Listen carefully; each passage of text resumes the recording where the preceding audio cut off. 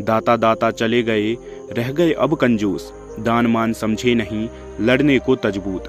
दोस्तों, एक बार प्रदेश में अकाल पड़ गया। ये देखकर गौतम बुद्ध को बड़ा दुख हुआ। उन्होंने लोगों से कहा कि बहुत से लोग अन्न और वस्त्र के लिए तरस रहे हैं। उनकी सहायता करना हर मनुष्य का धर्म है।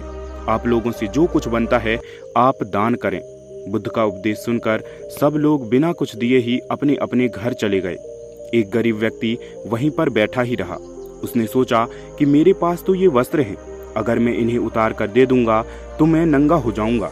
उसने फिर से सोचा कि मनुष्य बिना वस्त्र के पैदा होता है और बिना वस्त्र के ही चला जाता है।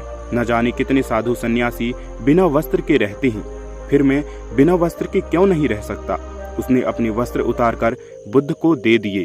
भगवान गौतम बुद्ध ने उसे आशीर्वाद दिया। वह प्रसन्न होकर घर की ओर चल पड़ा।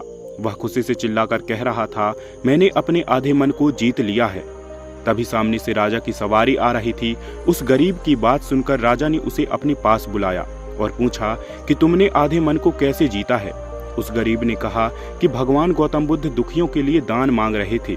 ये सुनकर मैंने अपने वस्त्र उतार दिए। पहले तो मेरे मन ने इनकार किया, फिर मैंने उसे समझाया कि मनुष्य बिना वस्त्र के पैदा होता है और मरने के बाद बिना वस्त्र के ही चला जाता है। राजा उसकी बात से बड़ा प्रसन्न हुआ। उसने मोतियों का हार और कीमती वस्त्र उसे दे दिए। उसने वह सब ले जाकर भगवान गौतम बुद्ध के चरणों में रख दिए। बुद्ध ने उसे हृदय से लगाते हुए कहा, जो दूसरों के लिए अपना सब कुछ दे देता है उसकी बराबरी कोई नहीं कर सकता। दोस्तों, यदि इस वीडियो से आपको कुछ सीखने को मिला हो तो वीडियो को लाइक और चैनल को सब्सक्राइब अवश्य कीजिएगा।